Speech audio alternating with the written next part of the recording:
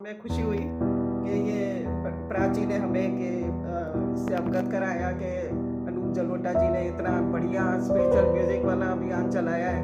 मैं तो हमेशा ही उनकी प्रशंसक रही हूँ। और दूसरा, मैंने इसमें और भी बड़ी बड़ी हस्तियों को देखा, साथ में बागेश्वर धाम बाबा जी को देखा। बहुत बहुत प्रसन्नता हुई मुझे। अब मैं तो खुद ही चाहती हूँ कि इस तरह का म्यूजिक का खूब प्रचार प्रसार हो। और मैं तो, जो मेरी माँ थी, उनका भी, माँ मेरी बहुत अच्छा गाती थी, बहुत ही अच्छा। यानी कि इस वक्त अगर होती तो 110-20 साल की होती। तो उन्होंने जो अपनी डायरी में भजन वगैरह और रामायण की स्तुतियाँ वगैरह सब लिख रखी थी। तो मैंने एक दिन सोचा कि मैंने कहा उनको सबको मैं एक साथ सम्मिलित करके और उसका एक बुक छपवा दूँ। तो ये भजनामृत नाम से मैंने ये अपनी माँ के अपनी लिखी हुई और उनके द्वारा संकलन करी हुई सब भजन वगैरह, कीर्तन वगैरह, देवी गीत वगैरह, सारे पर्व के गीत सबका करके मैंने इसको छपवा दिया।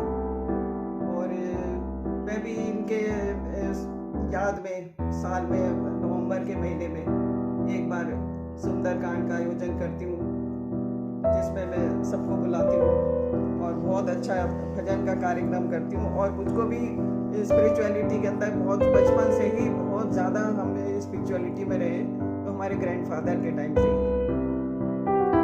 और फिर हमने क्योंकि खाली बैठने की हमारी आदत नहीं है, तो जितनी तो संगीत की जो किताबें लिखी हैं वो तो मेरी संगीत शास्त्र परामर्श, उसके 3 भाग है, उसी का इंग्लिश वर्जन भी है। फिर कथक और तबला और भरतनाट्यम, सभी चीज़ों पे मेरे पे सॉफ्टवेयर भी, म्यूजिक लर्निंग सॉफ्टवेयर भी बना रखे हैं हमने। उसके बाद फिर हमने एक दिन सोचा कि जैसे रामायण है, सुंदरकांड है, तो अब इसके अंदर हमारे को खुद ही एक दुविधा ये रहती थी कि कौन सी बात कौन कह रहा है और कौन सा उस वक्त का वो है एटमॉस्फेयर है, कौन सा संदर्भ है। तो उसके लिए हमने सोचा कि इसको क्यों ना है, मैं सुंदरकांड को हमने इंग्लिश वर्जन उसका निकाला। ये तो अब ये है कि ये कहना मतलब अच्छा नहीं है कि हमको हिंदी वाला वो लगा और ये ज़्यादा वो लगा, ऐसी अच्छा लगा, ऐसी कोई बात नहीं है। लेकिन इसको हमने इसलिए कर दिया कि कुछ लोग जो हिंदी उसको पढ़ ही नहीं पाते, अवधि वगैरह को, तो वो इसको पढ़ के बिल्कुल ठीक से समझ लेते हैं। और हम भी ये करते करते हमने भी बहुत अच्छी तरह समझा इसको। इतना पहले हमको भी नहीं वो इसकी वो थी, जब हमने इसका ये सब काम करा ये, तब हमने जाना। और फिर हमने, हमारी बड़ी सिस्टर थी डॉक्टर माया माथुर, तो एक बार उनकी बहुत तबीयत खराब हो गई थी। तो जिन दिनों वो बीमार थी, तो हमने सोचा इनको कैसे चेयरफुल रखें, खुश रखें। तब हमने उनको एक आइडिया दिया कि एक ऐसा करो कि हम बालकांड से लेके और जहाँ तक करवाओ, अपनी जो तुम्हारी पसंद की चौपाइयाँ वगैरह, प्रसंग वगैरह हैं, उनको सबको करो और मैं उसको छपवा दूंगी। तब उनका मन लगा, उनकी तबीयत भी ठीक हुई उससे। उस तरह से फिर उन्होंने माँ का आशीर्वाद करके ये 4 भाग निकाले थे। उसके बाद फिर उनका देहावसान हो गया था। तो ये सब जो है बालकांड से लेके और सुंदरकांड तक निकाल पाई थी वो। अच्छा, एक फिर हमने, ये मैंने आपको इसलिए बता रही हूँ कि अपने स्पिरिचुअलिटी पे आपका काम हो रहा है, इसलिए ये सब चीज़ें बहुत ज़रूरी है।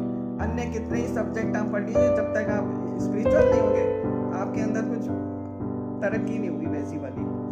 उसके बाद फिर हमने ये रामचरितमानस की जो विशिष्ट स्तुतियां हैं, इनको हमने छपाया। इसके अंदर एक तो गुरु वंदना है, फिर सीता जी का पार्वती पूजन है, श्री राम जी अत्रि मिलन और उनकी स्तुति है, और रुद्राष्टक में है। और अभी इसको और बढ़ाएंगे इसके अंदर, और बाबा की और जितने भी प्रसंग है अच्छे वो सब कराएंगे। तो हमारा फिर हमने एक जितने हमारे बचपन से लेके अभी तक के अनुभव है। अनुभव से मतलब है लाइफ के, जैसे लोगों से मिलने के बाद क्या क्या, और कुछ अच्छे कुछ बुरे ख्यालात और ये सब चीज़ें जो मतलब जो हम फेस करते हैं डेली ऑफिस वगैरह में इधर उधर, तो उनका सबका हमने सोचा कि इसके लिए एक कुछ इसके लिए कोड बनाया जाए। देखिए ये इसका नाम हमने अनुभव एक शिक्षा में अपने अनुभव द्वारा संचित कुछ विचार लिखे हैं। ये विचार मेरे अपने अनुभवों पर आधारित हैं। सामान्य असामान्य अनुकूल एवं प्रतिकूल परिस्थितियों में अपने जीवन को किस प्रकार नियंत्रण में रखा जाए, इसका ये एक व्यवहारिक आचार संहिता है। अब ये जरूरी नहीं है कि आप लोग सब मेरी विचार से सहमत हो, लेकिन हो सकता है कहीं ना कहीं इसमें आपको अपनी प्रॉब्लम मिल जाए और उसका समाधान भी मिल जाए। तो यही सब है मैं तो सबसे यही कहूँगी। और आजकल ये सब जो नया ट्रेंड निकल आया है कि ये अलग अलग तरीकों से बंदिशें गाई जा रही हैं, मुझे बिल्कुल पसंद नहीं है। और जो लोग सिखा रहे हैं उनको भी इस बात पे ध्यान देना चाहिए।